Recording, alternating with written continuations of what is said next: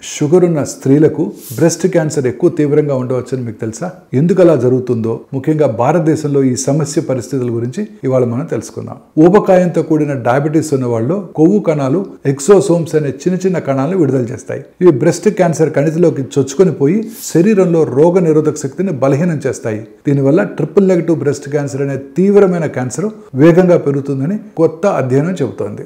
భారతదేశంలో ఇది పెద్ద సమస్యగా మారబోతోంది. ఎందుకంటే మన పట్టణాల్లో మహిళలు ముఖ్యంగా 40 ఏళ్ల తర్వాత ఊబకాయం మరియు టైప్ 2 డయాబెటీస్తో ఎక్కువగా బాధపడుతున్నారు. అందుకే త్వరగా స్క్రీనింగ్ చేయించుకోవటం, జాగ్రత్తగా ఉండటం చాలా ముఖ్యం. సో చివరగా వైద్యపరమైన సలహా ఏమిటంటే, మీకు గనక డయాబెటీస్ ఉంటే డాక్టర్ని సంప్రదించి ముందుగానే బ్రెస్ట్ క్యాన్సర్ స్క్రీనింగ్ చేయించుకోండి. మీ డయాబెటీస్ చికిత్సలో మార్పులు, ఆహారము, వ్యాయామం ద్వారా రక్తంలో చక్కెర స్థాయిలను నియంత్రించే మార్గాల గురించి అడగండి. చక్కెర స్థాయిలను నియంత్రణలో ఉంచడం డయాబెటీస్ కోసం మాత్రమే కాదు, ఇది తీవ్రమైన క్యాన్సర్ నుండి కూడా మిమ్మల్ని కాపాడుతుంది.